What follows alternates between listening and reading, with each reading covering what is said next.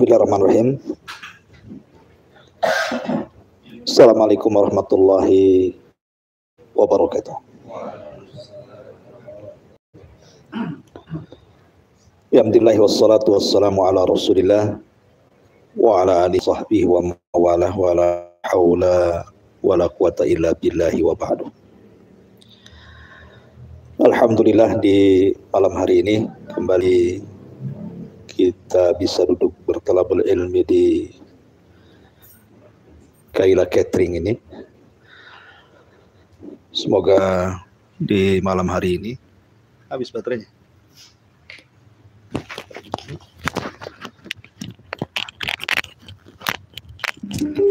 Bluetooth mode. Habis baterainya.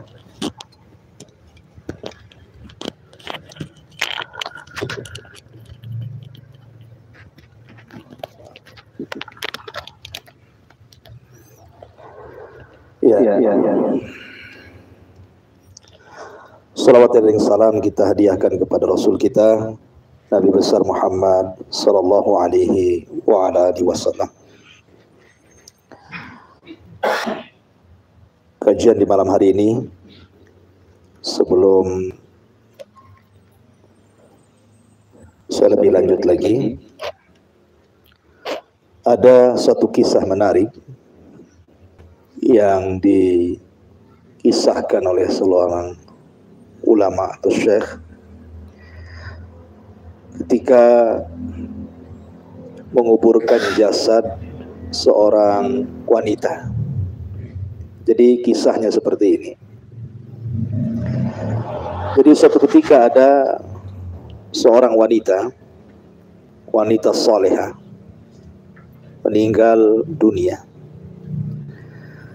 Kemudian Syekh bercerita setelah dimandikan, kemudian dikafankan, kemudian disolatkan dan dikebumikan. Jadi sebelum orang-orang pulang dari kuburan mereka, tiba-tiba kemudian ada suara yang keluar dari dalam kubur itu. Tapi tidak jelas suaranya seperti apa. Maka orang-orang pun pada ngumpul di kuburan wanita salehah itu karena ingin jelas sebenarnya ada suara apa dalam kuburan itu. Akhirnya kemudian syekh yang ikut menguburkan ini dipanggil untuk kembali ke kuburan. Ada apa sebenarnya yang terjadi di dalam kuburan itu? Maka syekh itu kembali, kemudian tangannya diletakkan di kuburan. Tiba-tiba ada sedikit cahaya yang keluar dari kuburan itu. Kemudian sempat mendengar beberapa ucapan tapi masih tidak jelas juga. Kemudian syekh itu ketika berdiri merasakan seolah-olah ada getaran di dalam bumi itu dan seolah-olah bumi itu meluas. Jadi syekh ini penasaran dan mengatakan kepada jamaah yang hadir di kuburan itu, demi Allah sesungguhnya wanita ini sedang mendapatkan nikmat kubur. Nikmat yang tidak pernah dilihat mata, didengar telinga, kemudian terlintas pun tidak. Akhirnya kemudian syekh ini memanggil aina zawjuha, di mana suaminya? Mana suami dari wanita ini? Akhirnya kemudian datanglah suami daripada wanita itu. Kemudian ditanya oleh syekh, apa yang dilakukan istrimu semasa hidupnya? Maka suaminya mengatakan, demi Allah istriku selama hidupnya tidak pernah meninggalkan sholat 5 waktu. Kemudian kalau di malam hari sebelum tidur dia selalu membaca Al-Quran. Dan sebelum dia tertidur dia sempatkan membaca surah Tabarak. Tabarakalladzi biyadihil mulk wa huwa ala kulli syai'in qadir. Dan dia cinta dengan keluarganya, suka menyambung silaturahim. dan dia suka juga bersedekah, memberi makan fuqara dan juga masakin. Secara global istri saya wanita, insya Allah dia wanita salihah. Maka Syekh ini mengatakan, aku tidak tahu apa yang terjadi dalam kuburan istrimu, tetapi ada kemungkinan istrimu mendapatkan nikmat kubur. Lah, penggalan kisah ini diceritakan oleh salah satu syekh, akan tetapi tentu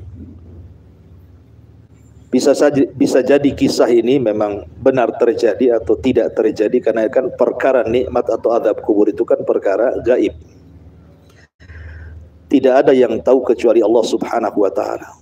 Tapi kita akan ambil ibrah dari kisah ini, ya. Jadi Nabi Shallallahu Alaihi Wasallam kan pernah mengatakan, apabila hamba soleh itu meninggal dunia, maka hamba soleh itu akan ditanya oleh dua malaikat Munkar dan Nakir. Siapa Rabbmu, siapa nabimu, dan apa agamamu? Maka Allah Subhanahu wa taala mengatakan dalam Al-Qur'an, yutsabbitullahu alladhina amanu bil qauli tsabit fil hayatid dunya wa fil akhirah. Orang-orang yang beriman apabila ditanya oleh Munkar dan Nakir pasti akan sanggup menjawab dengan tepat. Dan apabila dia menjawab dengan tepat, maka Allah Subhanahu wa taala akan memerintahkan seorang penyuruh dari langit dan mengatakan, an sadaqa abdi, hambaku telah benar. Maka luaskan kuburannya maddal basar, sejauh mata memandang. Kemudian bukakan pintu sorga, hembuskan angin sorga ke dalam kuburannya, hantarkan kepadanya pakaian dari sutra dan makanan-makanan sorga. Kemudian setelah itu datanglah seseorang yang sangat tampan sekali, yang sangat indah sekali, bajunya baik, perawakannya baik, parasnya tampan. Kemudian akan datang kepada orang yang dalam kuburan itu. Kemudian akan berbicara. Tanpa terasa tiba-tiba kiamat sudah dekat. Maka sebelum kemudian berpisah dengan orang ini, maka sang mayit akan mengatakan, man anta, siapa kamu? Baik sekali menemani diriku dalam kesendirianku dalam kuburan ini. Sampai tak terasa kiamat sudah hampir tiba. Maka seseorang yang tampan, yang indah ini mengatakan, ana amaluka saleh. Sesungguhnya saya adalah jelmaan dari amal solehmu. Sesungguhnya saya jelmaan dari amal solehmu. Artinya bahwa yang menemani manusia di kuburan itu adalah amal kita, ya. Makanya Nabi SAW mengatakan, yatba'ul mayyit, mayit itu akan dihantar ke kuburannya dengan keluarganya. Yang pertama meninggalkan si mayit itu apa? Hartanya. Jadi rebutan ahli warisnya. Kemudian yang kedua keluarganya, karena keluarganya hanya menghantar sampai kuburan, setelah dikebumikan pulang dia. Paling dijenguk ziarah kubur itu entah berapa tahun sekali kan gitu ya. Makanya Rasul mengatakan, wa yabqa amaluhu, tetapi amalnya tidak akan meninggalkan dirinya. Itulah amal yang akan menemani manusia di kuburan itu. Jadi semakin banyak amalan kita di dunia, maka semakin mengasihkan orang yang akan dijelmakan dari amal soleh itu untuk menjadi teman kita di dalam kuburan.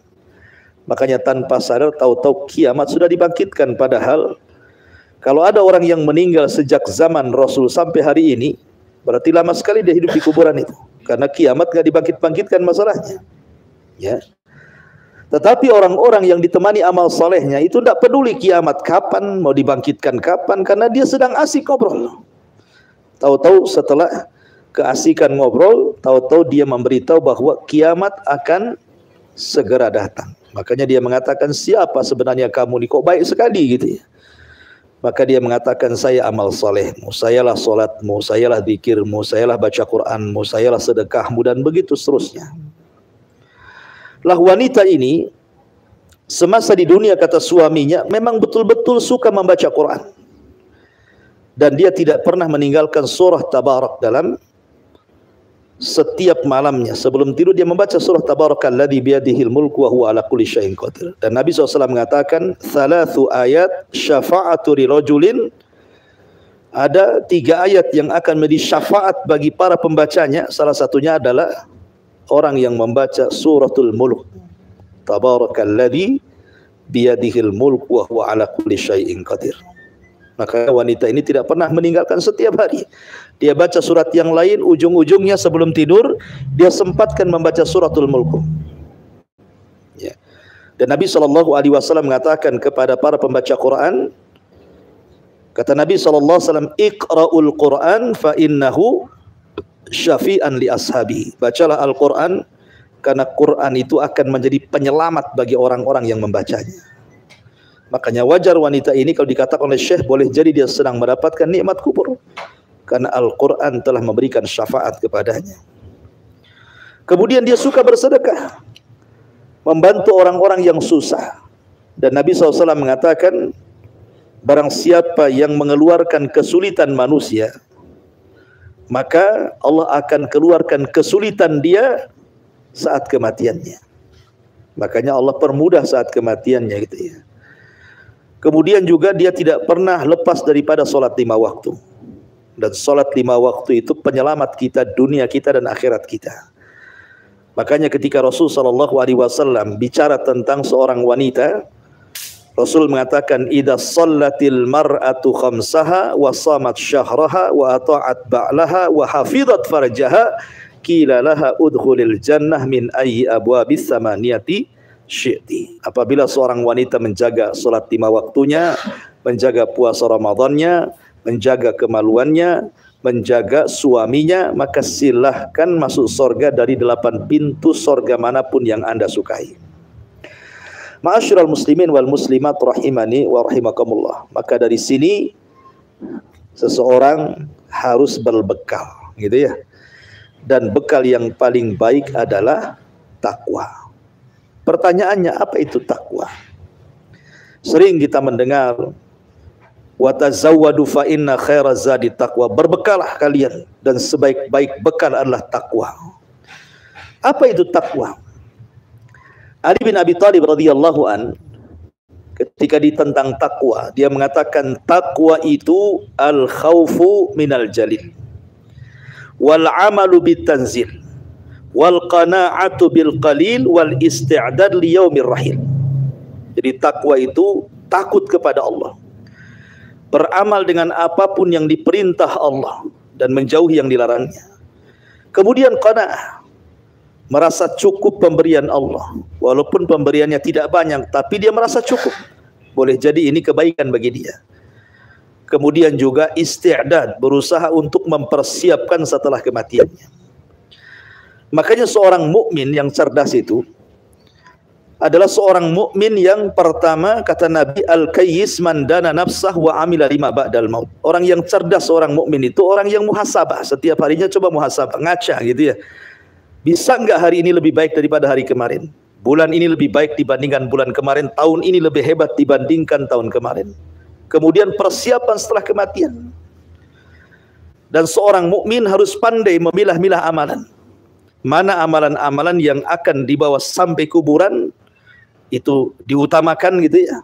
Mana amalan-amalan yang mungkin manfaatnya tidak sebesar manfaat amalan itu. Ya, jadi carilah amalan-amalan yang bisa bermanfaat untuk kematian kita.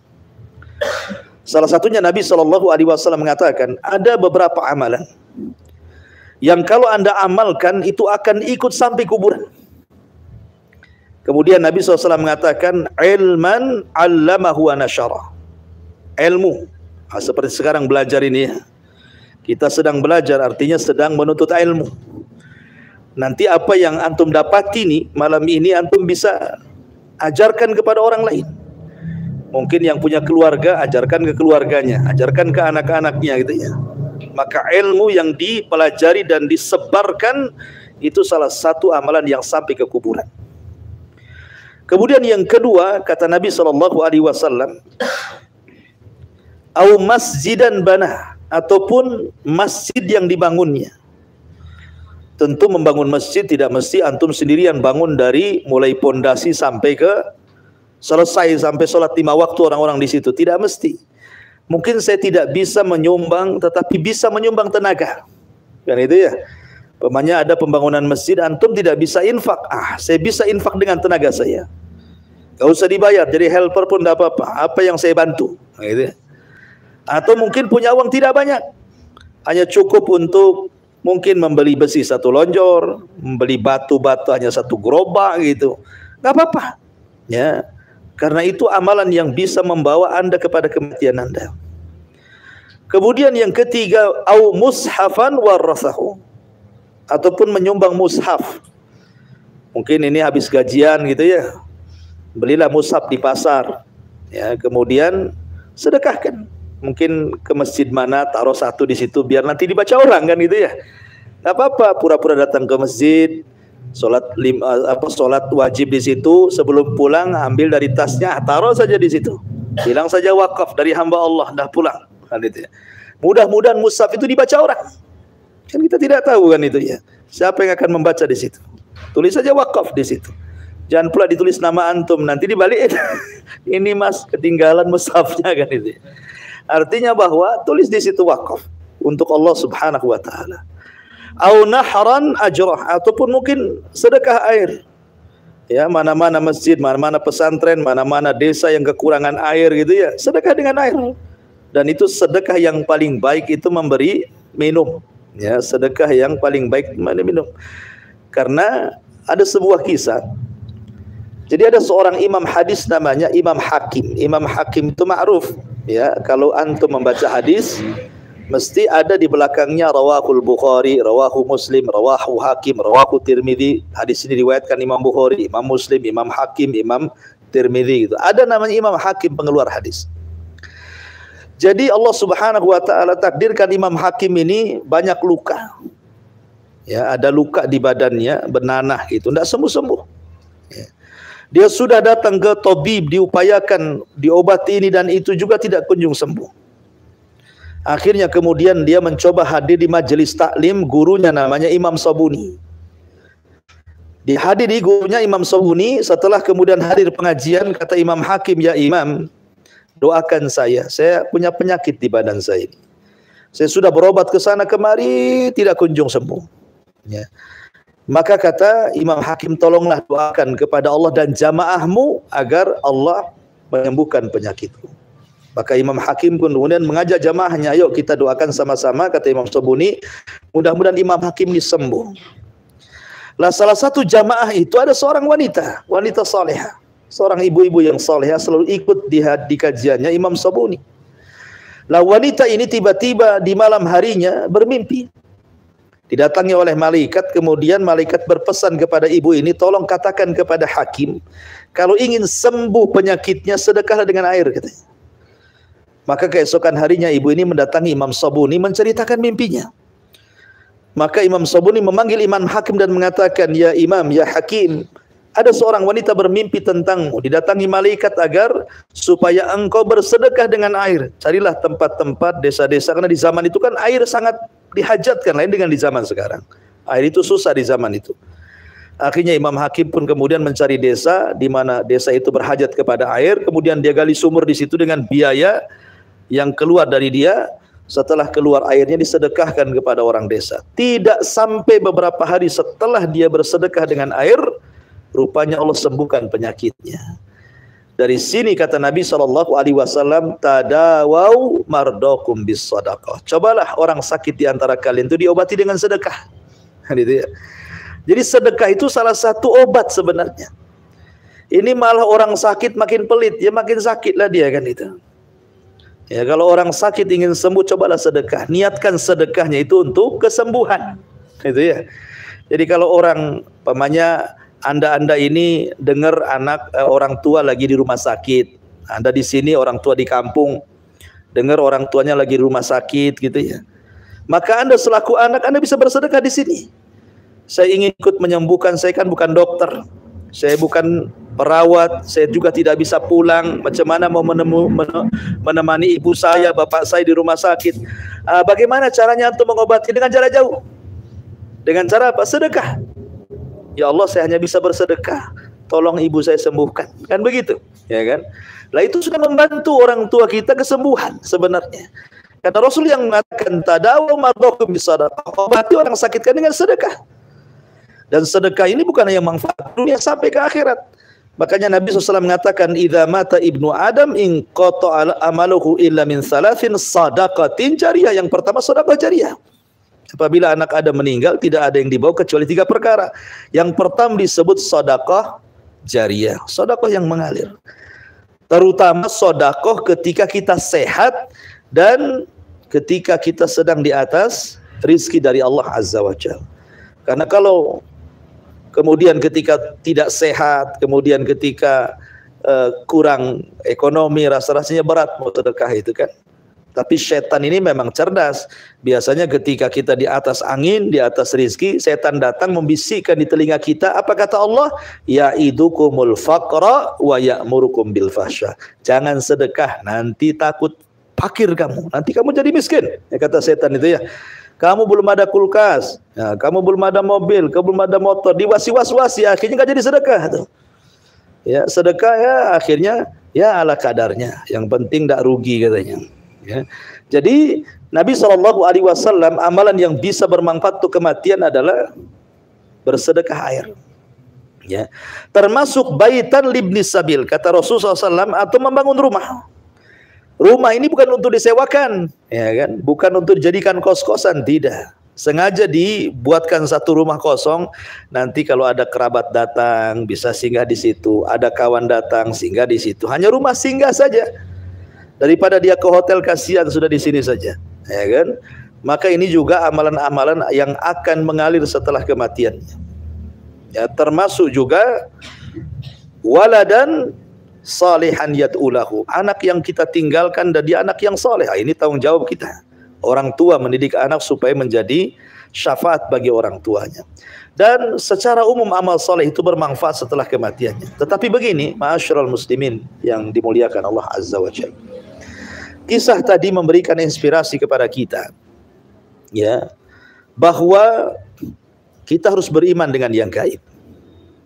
Bahwa ada sesuatu yang akan terjadi setelah Anda dikubur.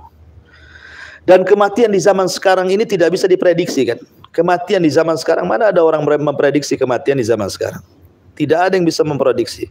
Sekarang anak-anak bisa mati ketabrak kan itu ya. Anak-anak remaja yang sebenarnya masih panjang lah dia masa depannya. Tahu-tahu trek-trekan sebentar saja sudah diantar ke kuburan tamiang, ya kan?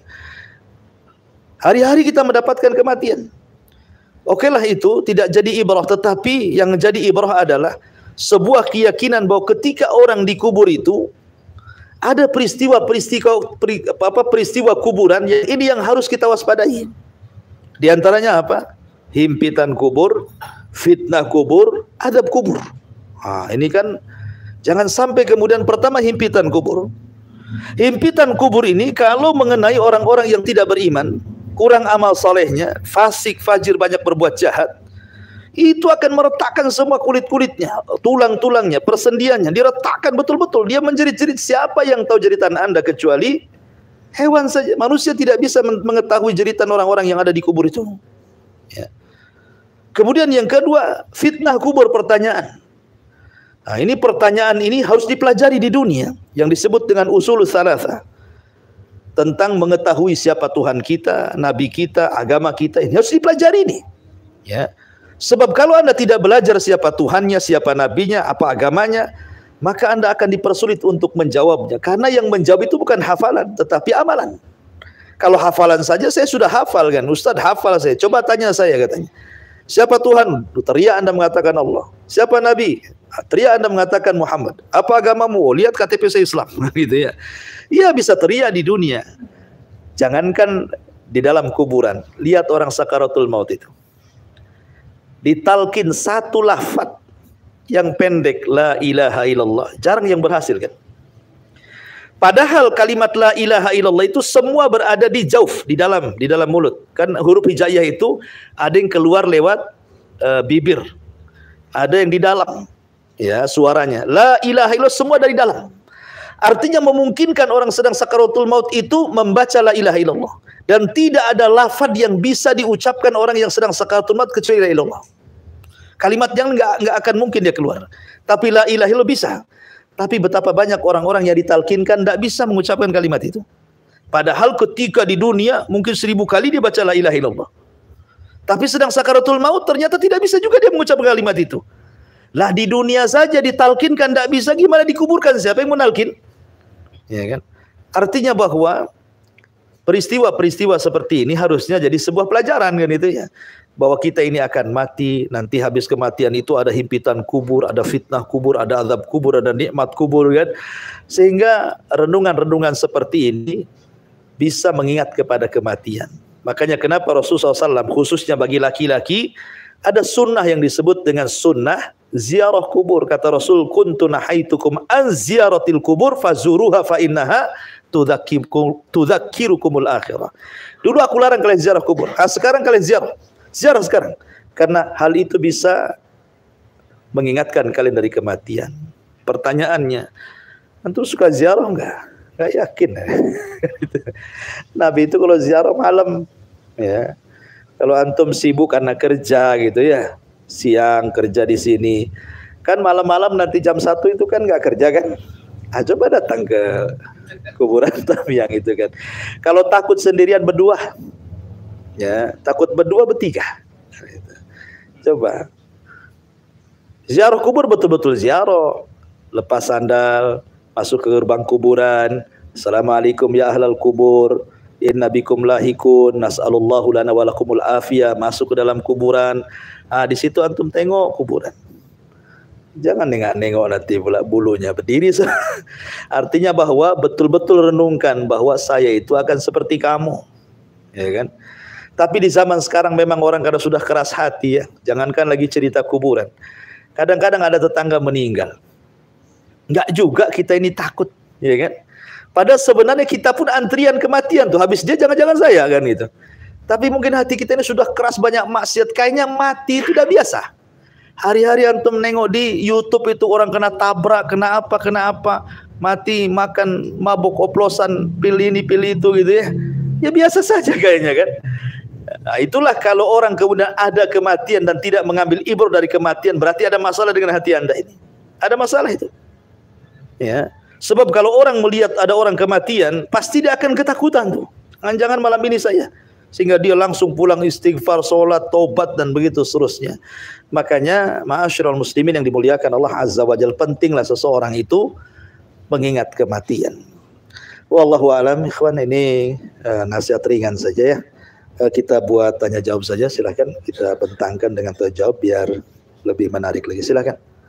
Kalau ada yang mau bertanya.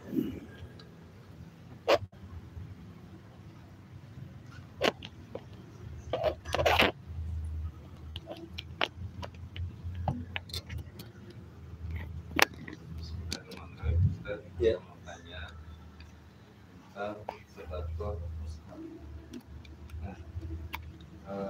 Apakah tetap mendapatkan, apakah sama pahalanya jika kita bertransaksi pada orang yang misalnya kita sedekahnya ada 10, yang membaca cuma 1 orang, atau yang sering dibaca hanya 1, yang 9 lagi jarang dibaca. Itu apakah pahalanya sama atau tidak? Iya. Ya, alhamdulillah. Soal mushaf itu dibaca atau tidak kan kita tidak tahu. Kalau kita sudah meletakkan di masjid, masa tiap hari dilirik-lirik, diintai-intai, dikasih CCTV gitu kan? Tidak mungkin juga kan itu. Ngapain juga kerjaan. Artinya kita kalau sudah nyumbang ke masjid, makanya kan orang itu harus cerdas. Mana-mana masjid yang ramai, kan itu ya. Mana-mana masjid yang nampak kalau ke masjid situ banyak orang baca Quran. Ya, makanya cari Quran yang bagus, yang orang menarik. Ini enak di Quran gede nih, orang-orang tua suka kan gitu. Jadi kita juga harus cerdas mencari tempat-tempat sedekah itu. Cari masjid-masjid yang ramai, yang bagus. Ya syukur-syukur di pesantren gitu yang jelas dibaca gitu kan, datang langsung ke pesantren, langsung ngomong kasihkan ke anaknya kan itu. Nah, itu lebih jelas lagi. Ya. Soal dibaca atau tidak dibaca itu urusan lain gitu. Tapi kan urusan kita sudah mewakafkan mushaf ke masjid, datangi takmirnya kalau banyak, ini wakaf dari saya, enggak perlu diliput. Ya. Ini orang ngeliput kan gitu. Nah, tolong dipoto. Nah, gitu.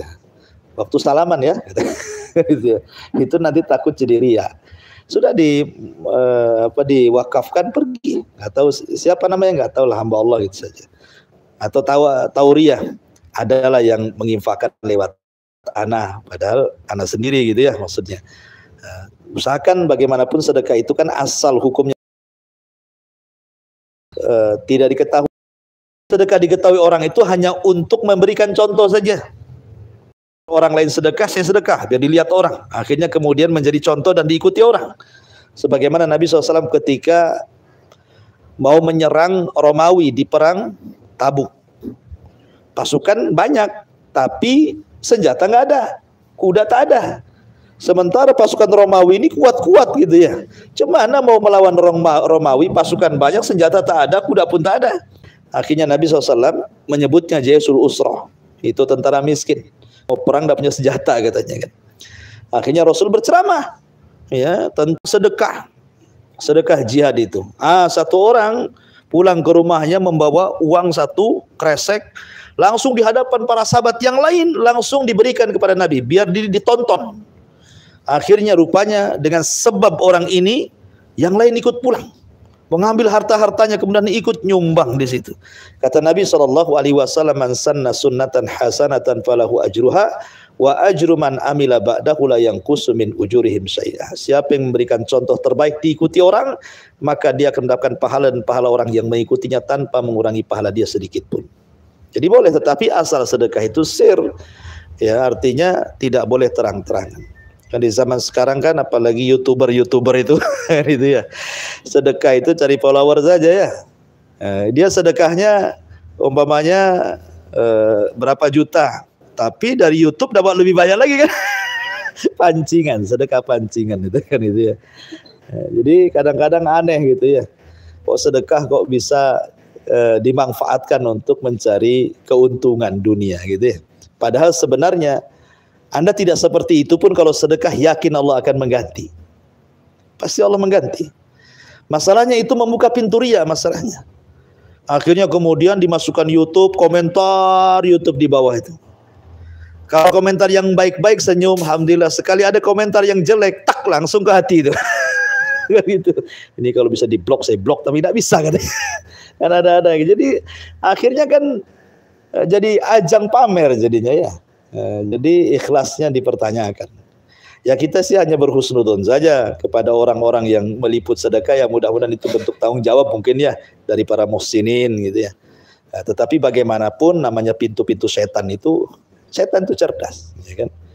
Walaupun tidak ada titel S1, S2, S3, setan itu cerdas kan itu ya. Dia lebih paham ini harus digoda seperti apa. Karena setan itu kalau menggoda orang kan tidak harus disuruh zina, disuruh khamar, disuruh enggak. Setan itu kadang-kadang nyuruh sholat juga, sholat tapi riya gitu ya, sedekah tapi riya, disuruh ibadah juga sama setan itu. Ya, tetapi dipalingkan ibadahnya. Wallahu a'lam. Iya. Ziarah kubur, apakah ada anjuran berapa kali dalam 1 tahun itu atau Rasulullah dulu seperti apa? Ya, alhamdulillah, anjuran ziarah kubur itu tidak ditentukan waktu, tapi bagi laki-laki disunnahkan sering. Laki-laki itu disunnahkan sering. Kenapa? Karena laki-laki ini banyak persoalan di luar, ya kan? Sehingga terkadang persoalan itu akhirnya kemudian menjauhkan dia dari kematian. Dengan sibuk dunia akhirnya lupa akhirat. Ya kan? Kalau perempuan kan di rumah saja kan, atau perempuan itu cenderunglah bisa mendekatkan diri kepada Allah gitu ya. Lebih rajin kalau ibadah gitu. Kalau laki-laki kan memang ibadahnya di luar, kemudian lupa dengan akhirat, laki disunahkan ziarah kubur. Perempuan itu tidak disunahkan sering-sering. Perempuan itu ya mungkin setahun sekali, setahun 2 kali sajalah. Tapi kalau laki-laki kalau memang bisa dianjurkan sebulan berapa kali kan itu, alhamdulillah.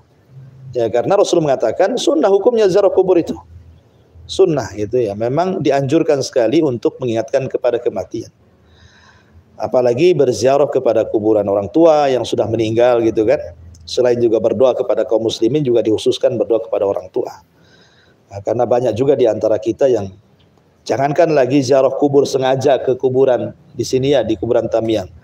Kadang-kadang pulang kampung nggak sempet juga ziarah sama kuburan saudara-saudaranya, kerabat-kerabatnya kan. Nah, jadi ini pun sunnah yang ditinggalkan sebenarnya. Wallahu a'lam. Ya.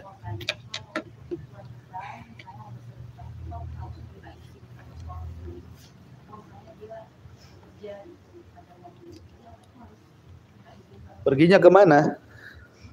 Pergi bersedekah.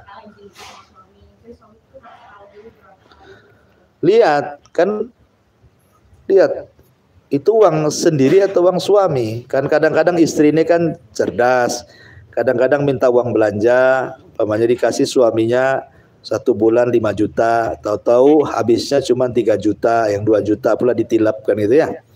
Kan ada itu istri-istri yang hemat, yang cerdas gitu kan. Berarti kan itu sudah uang tabungan istri kan. Ya, selama ini suami tidak komplain kan. Nah, cuman jangan pula kasih 5 juta tapi kangkung tahu berarti kan ada masalah dengan keuangan itu kan. Kok 5 juta kok ini aja menunya katanya. Ya, artinya bahwa kalau memang cerdas, kemudian memang izin sebelumnya, Bang, mungkin nanti kalau ada uang belanja sisa saya minta ya, kan itu Mbak ya. Akhirnya kata Bangnya nggak apa-apa lah, pandai-pandai kau aja. Nah, ditabung, artinya kan jadi milik dia. Kalau jadi milik dia kan nggak usah harus izin dulu. Ya, kalau izin nanti diminta lagi sama suami. Apalagi istrinya itu memang pekerja, artinya punya pekerjaan di luar daripada pekerjaan suaminya. Kan ada wanita-wanita yang di zaman sekarang ini kan enak bisnis online dari rumahnya, ya jual baju, jual apa, akhirnya dapat uang, berarti kan solid milik dia. Kalau uang itu hasil murni istri, suami tidak bisa ngambil-ngambil. Itu memang solid milik dia, terserah dia mau kemana, karena asal jangan kepada hal-hal yang diharamkan saja. Ya, tapi kalau memang sedekahnya dari suami, ya minta izin lah kalau itu uang suami. Karena memang uang suaminya, tapi kalau itu uang istri, ya nggak perlu izin lah. Apalagi izin-izinan. Ya, wallahu a'lam. Yang tidak terputus itu salah satunya doa anak ke sama orang tuanya. Misalnya Gimana? Kalau untuk misalnya orang tua kita sudah meninggal, kan berarti yang tidak terputus doa anak untuk orang tuanya, mengingatkan azab dulu orang tuanya misalnya. Tapi kalau misalnya untuk kayak selain orang tua, misalnya tapi masih kerabat kita kayak tante atau kakek. Sama saja, ya. Paman itu kan bagian daripada orang tua. Kakek juga orang tua kita. Sama, orang tua itu kan bukan bapak saja. Kakek ibu itu orang tua kita. Paman-paman itu orang tua kita. Bibi-bibi itu ibu-ibu kita semuanya. Nah, pokoknya yang jalur ke atas itu semua orang tua. Ya, jadi kita doakan juga paman kita yang sudah meninggal, bibi kita sudah meninggal, kakek sudah meninggal. Doakan juga, tidak terfokus kepada bapak saja. Makanya kalau orang tua meninggal, siapa yang jadi wali? Paman. Berarti paman itu bimanzilatil ab, sekedudukan dengan bapak, karena bisa jadi wali kan. Nah, kemudian paman gak ada, saya menjadi wali. Saudara sekandung, saudara sekandung dari bapak gitu ya. Ya, jadi kerabat-kerabat itu juga masih, karena begini, Allah Subhanahu wa taala berfirman di dalam Al-Qur'an itu, walladzina amanu wattaba'athum dzurriyyatuhum biimanin alhaqna bihim dzurriyyatuhum, dan orang-orang yang beriman kemudian menularkan keimanannya kepada keluarganya. Siapa keluarga kita itu? Ya kalau disebut keluarga ya ayah, ibu gitu ya. Kemudian anak, kalau ke samping ya saudara-saudara, kalau ke atas ya paman bibi gitu kan. Itu kan masuk dalam keluarga. Ya, tetapi mungkin dari segi kerabat gitu ya. Artinya mereka keluarga juga, ditularkan keimanan kepada mereka, maka Allah akan kumpulkan mereka pada hari kiamat. Ya, jangankan kepada keluarga, pada orang lain saja. Allah mengajarkan, Rabbana ighfir lana wa li ikhwanina alladzina sabaquna bil iman. Ya Allah ampuni, ya Rabbana ighfir lana, ampuni dosa-dosa kami dan dosa saudara-saudara kami yang mendahului kami dari keimanan. Enggak ada sangkut paut dengan keluarga ini. Ya, saudara-saudara kita yang seiman yang sudah meninggal, kita doakan juga. Kan itu ya. Artinya bahwa doa ini akan bermanfaat bagi mereka. Makanya pentingnya ketika kita di dunia ini mencari teman-teman yang baik itu supaya kalau kita mati didoakan sama teman-teman itu. Nah, kalau kita jadi orang baik ini kan banyak temannya di mana-mana, Anda dikenal kebaikannya, kemudian Anda meninggal itu akan dikenang tuh kebaikannya, banyak doain. Nah, makanya penting kita seseorang itu berbuat baik sama orang supaya bukan hanya khusus doanya dari anak saja, dari kawan-kawan pun dikirim doa. Kan makin banyak yang ngirim doa, ya makin tenanglah kita di kuburan. Nah, gitu ya. Jadi bukan terus kepada keluarga saja. Wallahu a'lam. Ya.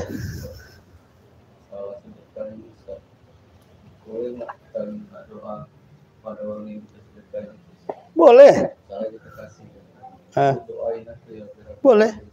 Boleh. Doain saya mulai saya cepat dapat jodoh ya. Enggak apa-apa. Ya, apa masalahnya? Doain. Ya, dan doanya orang yang, makanya kalau sedekah itu cari orang miskin sekali gitu. Tapi yang soleh.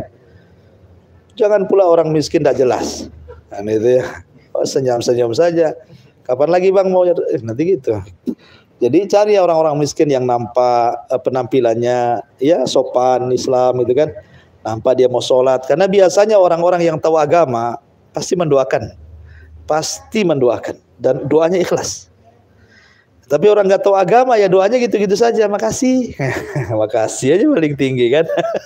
Tapi kalau orang-orang yang soleh, orang miskin yang suka salat, suka ini, itu doanya beda. Makanya milah-milih juga lah antum itu ngasih uang itu. Kayak orang di jalan-jalan itu tengok. Ya kadang-kadang orang yang masih kuat, masih kekar, masih muda, kemudian bawa bulu ayam, ngelap-ngelap kaca. Apa pula kan itu sama dengan ngelapnya pun tidak sungguh-sungguh, ngelap pas dekat supirnya saja. Nengok orangnya cuman ngilangin debu, ada nggak orangnya di situ kan itu ya. Kadang-kadang juga sekarang ini ngemis ini sudah dikemas dengan badut lah, dengan apa intinya ngemis sebenarnya itu. Apa manfaatnya coba ditengok di situ. Ya. Kadang-kadang kita risih juga kan. Kan dalam Islam itu kan orang yang boleh minta-minta itu hanya 3 orang. Satu, memang dia orang miskin disaksikan orang-orang bahwa dia itu miskin. Ya, umpamanya sekarang ada dari surat RT, memang RT mengatakan orang itu miskin, di sini paling miskin lah di sini kan. Atau memang dia nolong orang sehingga dia bangkrut. Dia membayar utang orang, akhirnya dia pula yang bangkrut. Ya, maka dia boleh minta-minta hanya sekedar untuk menopang hidupnya saja. Atau orang kaya safar hilang dompet. Bingung dia. Mau makan nggak ada dompetnya, walaupun kaya di kampungnya, kalau di situ jadi dari kerek dia kan hilang dompetnya gitu. Paksalah dia ngemis-ngemis di situ. Yang penting bisa makan sampai pulang kampung. Ya, artinya hanya 3 orang ini yang boleh ngemis, nggak boleh selain ini nggak boleh. Makanya saya anjurkan sebaiknya kalau di jalan-jalan nggak usah dikasih lah. Apalagi waktunya sholat. Ini waktu jam 12 kok masih aja nongkrong di sini gitu kan? Apa nggak sholat orang-orang ini kadang-kadang kan? Aneh gitu.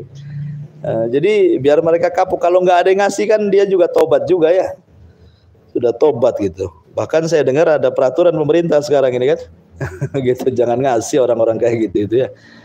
Ya betul juga lah kan itu merusak pemandangan Islam jadinya. Wallahu a'lam. Taib, saya kira cukup, mudah-mudahan ada manfaatnya. Subhanakallah bihamdika, asyhadu an la ilaha illa anta astaghfiruka wa atubu ilaik. Allah ta'ala. Assalamualaikum warahmatullahi wabarakatuh.